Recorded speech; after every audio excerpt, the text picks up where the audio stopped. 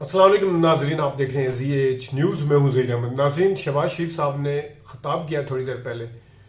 उसके अंदर उन्होंने क्या क्या कहा वो बताते हैं आपको। लेकिन उन्होंने जर्नलिस्ट के साथ जो कल मीटिंग की इस्लामाबाद में, उन्होंने बहुत अजीब अजीब सी बातें की हैं। बल्कि उसमें से कुछ बंदा बेख्तियार हंस पड़ता है सुन के। इसके ऊपर बात करेंगे उन्होंने क्या कहा है और इस्टेब्लिशमेंट के हवाले से क्या कहा है, और फिर वोट को भी इज्जत दिलाने चले, उसके ऊपर बात करते हैं। और उसके साथ जो निगरान वजीर आजम है, इस पे सिर्फ और सिर्फ नून लीग की खामोशी है। बाकी हर पार्टी ने अपना रद्द-ए-अमल जो है वो दिया है, लेकिन खामोशी जो है वो इसकी तरफ से है, नून लीग की तरफ से। जो खिताब किया वो तो मैं बाद में आता हूँ। शहबाज शरीफ साहब ने कल जर्नलिस्ट से खिताब किया। उनकी कुछ की हेडिंग्स आज अखबारों में लगी हुई हैं। उन्होंने कहा, मैं 30 साल से आंख का तारा हूँ इस्टेब्लिशमेंट की।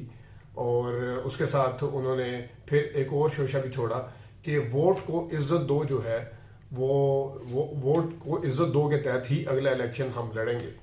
ये दो मुख्तलिफ चीज़ें हैं, क्योंकि वोट को इज्जत दो का जो नारा था वो नवाज शरीफ साहब लेके आए थे। वही नवाज शरीफ साहब जिन्होंने जहांगीर करामत के साथ क्या किया था वो मैं बताता हूँ आपको। और शहबाज शरीफ साहब ने जहांगीर करामत साहब के हवाले से क्या कहा है। जो राहील शरीफ से कितने नाखुश थे साबिक आर्मी चीफ राहील शरीफ साहब से नवाज शरीफ साहब, उस हवाले से शहबाज शरीफ साहब ने क्या कहा है वो भी मैं आपको बताता हूँ। और बाजवा के तो वैसी बेनिफिशरी हैं, ज़ाहिर है उनके ज़माने में वो आगे वज़ीर आज़म बने हैं। उनके हवाले से उनके भाई क्या कहते थे वो सबको पता है। लेकिन एक ये दो बहुत मुख्तलिफ चीज़ें हैं। ये एक लतीफ़ा है, बहुत बड़ा लतीफ़ा है कि मैं 30 साल से इस्टेब्लिशमेंट की आंख का तारा हूँ और अगला इलेक्शन हम वोट को इज्जत दो की बुनियाद पर लड़ेंगे। निगरान वजीर आजम की सिलेक्शन तक वो अपने 3 नामों में से किसी एक नाम के ऊपर इंसिस्ट नहीं कर सके। वो अपनी पसंद का या अपनी इत्तेहादी जमातों की पसंद का बंदा जो था उसके हवाले से वजीर आजम उनको नहीं बनवा सके। और वो इस्टेब्लिशमेंट के खुद अपने बकौल उनके 30 साल से आंख के तारे हैं और वो वोट को इज्जत दिलवाएंगे। उस वोट को इज्जत दिलवाएंगे जो नारा नवाज शरीफ साहब जनरल बाजवा साहब के खिलाफ लेके निकले थे, अदालती फैसलों के खिलाफ लेके निकले थे।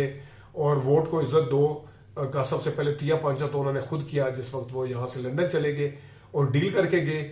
और दूसरा तिया पांचा उन्होंने उस वक्त किया जब तो सी के लिए उन्होंने जनरल बाजवा साहब को अपनी पार्टी के जरिए वोट डलवाए। तो शहबाज शरीफ साहब जो हैं वो कहते हैं कि मैं जहांगीर करामत साहब जो थे, जनरल जहांगीर करामत साहब, उनकी बड़ी तारीफें की, वो बड़े ज़बरदस्त थे और मैं उनके साथ बड़ा अच्छा था, बड़ा कंफर्टेबल था। मैं CM पंजाब था तो मेरा उनके साथ बड़ा अच्छा कोऑर्डिनेशन था। मैं ये था, मैं वो था। वो वाले जहांगीर करामत साहब जिनको सिर्फ इस पादाश में इस्तीफ़ा देने पे मजबूर किया नवाज शरीफ ने, इनके भाई ने, कि जिन्होंने कहा था कि नेशनल सिक्योरिटी काउंसिल बननी चाहिए, होनी चाहिए, तो उन्होंने एक्सप्लेनेशन कॉल की और उसके ऊपर से जब उन्होंने एक्सप्लेन किया तो उससे सिर्फ नवाज शरीफ साहब मुतमिन नज़र नहीं आए थे। तो फिर जहांगीर करामत साहब को घर जाना पड़ा था और उसके बाद जनरल परवेज़ मुशर्रफ बने थे। मुशर्रफ साहब ने फिर क्या किया था, रेस्ट इज़ द हिस्ट्री। लेकिन उसके बाद उन्होंने कहा कि जिस वक्त 2014 का धरना चल रहा था तो मेरी राहील शरीफ साहब के साथ बहुत अच्छी थी। राहील शरीफ साहब मुझे भाई कहा करते थे, शहबाज भाई। और ये वही राहील शरीफ साहब हैं जिनके हवाले से कहा जाता है कि इन्होंने एक्सटेंशन लेने की कोशिश की लेकिन नवाज शरीफ साहब नाखुश थे उनसे, उनको वो एक्सटेंशन देना नहीं चाहते थे, नहीं दी। 2014 के धरने के किरदारों को जब सामने लेके आए वो उनके नज़र में सामने नहीं कहते थे, लेकिन उन्हें पता था कि ये जो है सारा कुछ इनकी वजह से हुआ है, राहील शरीफ साहब की वजह से। फिर डॉन लीग्स का जो इशू आया उसके हवाले से भी जो नवाज शरीफ साहब थे वो राहील शरीफ साहब से नाखुश थे। अब ये चेक करें कि सगा भाई पार्टी का सदर जो अब बाद में बना, खैर उस टाइम भी सगा भाई वज़ीर आला भी रहा, इतनी अहम पोस्टों पर रहा, वो उन्हीं आर्मी चीफ की तारीफें उन्होंने की जिन आर्मी चीफ के साथ इनके भाई साहब ने सींग लड़ा के रखे, जिन आर्मी चीफ के साथ बकौल इनके भाई के उन्होंने एक किस्म का जहाद किया, जिन आर्मी चीफ के खिलाफ सारा कुछ हुआ, वो वही वाले शहबाज शरीफ साहब जो उनके भाई हैं वो कहते हैं मुझे भाई कहते थे, वो मेरे फलाने के साथ भी अच्छा कोऑर्डिनेशन था। आप पीछे बचते हैं बाजवा साहब, जिनके बारे में 2020 में तकरीरें की गई, 21 में नवाज शरीफ साहब की तरफ से लंदन में बैठ के। वैसे तो मैंने जिस तरह पहले बताया कि ये गुड कॉप और बैड कॉप, पहले भी मैं कई वीडियो में बता चुका हूँ, ये एक तरीका वारदात है। भूल जाएं कि नवाज शरीफ साहब किसी भी जरिए से, किसी भी तरह वो अपने भाई से मुख्तलिफ है। उनका तरीका वारदात सिर्फ और है, इनका तरीका वारदात और है। तो वो वाले जो जिनके बाजवा साहब के हवाले से जो उन्होंने जहाद का ऐलान किया था, उसके बाद वो खुद उन्हीं से डील करके लंदन गए, उसके बाद खुद वहाँ जाके उनको तोसी भी दी, फिर खुद तकरीरें भी करना शुरू हो गए। लेकिन उन्हीं के साथ उन्हीं के सबसे बड़े बेनिफिशरी जो रहे वो खुद शहबाज शरीफ साहब रहे, क्योंकि शहबाज शरीफ साहब ने आज ये कहा कि उधर जाके कहा कि मैं तो शहबाज बाजवा के हवाले से तो मैंने कोई फ़ायदा नहीं उठाया, मेरे हालांकि इतना अच्छा रिलेशन था, फ़ायदा भी नहीं उठाया, वज़ीर-ए-आज़म बने अभी फ़ायदा नहीं उठाया, 16 अरब के केस माफ़ करवाए मनी लॉन्ड्रिंग के, जिनके ऊपर इनके अपने जो सहाफ़ी हैं जो कि प्रो नून लीग समझे जाते हैं, वो कहते हैं कि वो जेन्युइन केस था, अभी फ़ायदा नहीं उठाया। पता नहीं कितने कितने केस अपने बच्चों के माफ़ करवाए हैं, अभी फ़ायदा नहीं उठाया उन्होंने। लेकिन बहरहाल ये क्योंकि ये कह रहे हैं, ये तो थे कुछ लतीफ़े दोनों भाइयों के। एक जो है वो वोट को इज्जत दो, दूसरा कह रहा है मैं भी वोट को इज्जत भी दिलाऊंगा और मैं आंखों का तारा भी हूँ।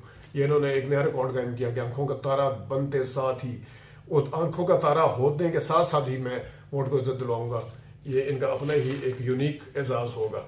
ये तो था वोट को इज्जत। अभी जो उन्होंने खिताब किया है, इस हवाले से उन्होंने कहा है कि पाकिस्तान के मीडिया को आज़ाद किया है, पाकिस्तान के मीडिया को, ये भी बहुत बड़ा लतीफ़ा है। वैसे मैंने पाकिस्तान को दिवालिया होने से और कौम को और पाकिस्तान को बचा लिया है, कमज़ोर तरीन तबकात को रिलीफ मुहैया किया है, ये भी लतीफ़ा है। वैसे 16 माह का जो है वो चलने का सफ़र था, कांटों पर और अंगारों पर चलने का सफ़र था, तो हमने तो नहीं कहा था कांटों और अंगारों पर चले बैठे रहते ना बनते, किसी ने कोई मजबूर थोड़ी किया था।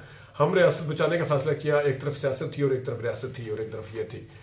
अब शहबाज शरीफ साहब पहले तो अपनी बहुत बड़ी कामयाबियां गिनवाते हैं। वो कहते हैं कि हमने ये कामयाबी हासिल की, हमने वो कामयाबियां। इस तरह चलता है कि 16 महीनों में शायद इन्होंने दूध और शहद की नहरें बहाई हैं। अगर इतनी दूध और शहद की नहरें बहाई हैं तो साथ ये क्यों कहते हैं कि हमने सियासत के ऊपर, रियासत के ऊपर सियासत को कुर्बान किया? फिर साथ इस चीज़ का एतराफ़ क्यों करते हैं कि हम जो है हमने अपनी कुर्बानी दी है, हमने अपनी जमात की कुर्बानी दी है? इसका मतलब है इन्हें भी पता है कि इनके पल्ले कुछ नहीं था, इन्होंने जो डिलीवर किया है उससे किसी भी गरीब बंदे को फ़ायदा नहीं हुआ। क्योंकि अगर ये इनको पता होता कि इन्होंने वाकई दूध और शहद की नहरें बहाई हैं तो फिर ये कभी ये बात ना करते कि हमने रियासत के ऊपर सियासत को कुर्बान किया है। बीच में से इनको पता है।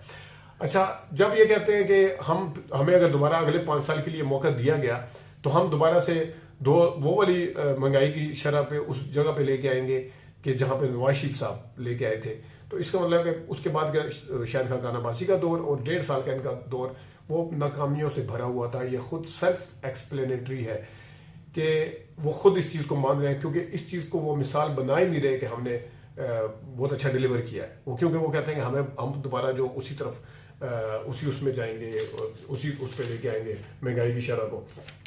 फिर अब जाके कहते हैं हमने पाकिस्तान की खातिर सियासत की कुर्बानी दी। फिर ये तो है इनका वो। अब आते हैं जनाब अनवारुल हक काकड़ की तरफ।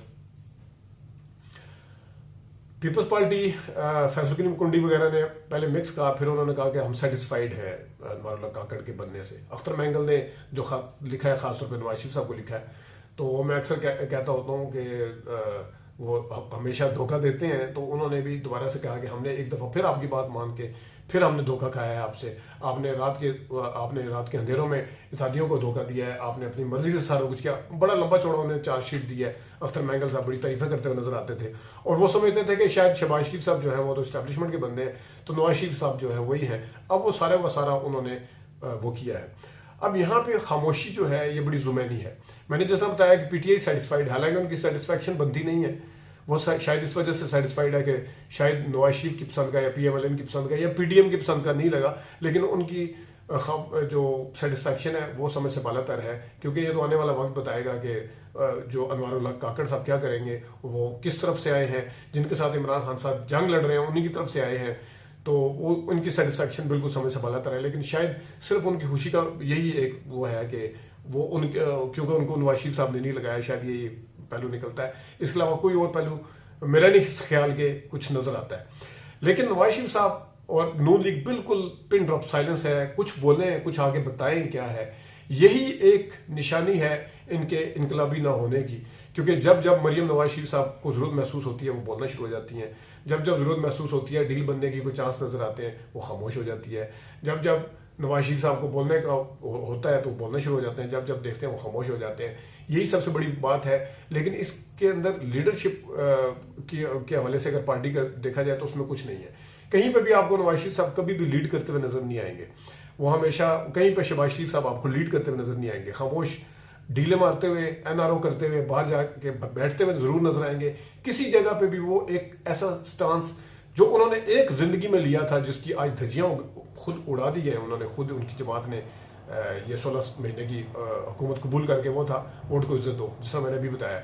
लेकिन किसी जगह पे भी उनको ऐसा नहीं पाएंगे कि जहाँ पे वो, क्योंकि उनका अपना नुकसान हुआ था। अब जिस तरह उनकी अपनी वजारत उज़्मा नहीं गई थी, मुशाहिदुल्लाह को हटाया गया था तो वो सेटिस्फाइड थे, कोई मसला नहीं था। उनकी अपनी वजारत उज़्मा नहीं गई थी, तारिक फातमी को हटाया गया था, कोई मसला नहीं था उनके लिए। उनकी अपनी वजारत उज़्मा नहीं गई थी, उन्होंने कंप्रोमाइज़ करके परवेज़ रशीद साहब को हटाया गया, उनके लिए कोई मसला नहीं था। लेकिन जब उनको हटाया गया तो उन्होंने बड़ी चीखें मारी और फिर उसके बाद डीलें भी की, जिनके आगे चीखें मारी उन्हीं के आगे रिक्वेस्टें भी की और फिर बाहर चले गए और फिर सारा कुछ जो है वो आपके सामने है, किस किस तरीके से तोसी वगैरह दी। तो ये है टोटल नून लीग की सियासत। वक्त पड़ने पर खामोशी छा जाती है, अभी बिल्कुल खामोशी छाई हुई है, मखमसे का शिकार है, पता नहीं सामने लाना नहीं चाहते, वो डील को भी देख रहे हैं, वो इसको सराह भी नहीं रहे। हालांकि बाप के हवाले से इनका अपना जो नवाज शरीफ और मरियम नवाज के आपने सुन ही लिए होंगे बाप के हवाले से क्या कहते थे। तो या तो आगे खुल के तनकीद करें आगे, या आगे कह देंगे ठीक है हम सेटिस्फाई हैं। हर जमात ने कुछ ना कुछ बयान दिया है सिवाय इनके।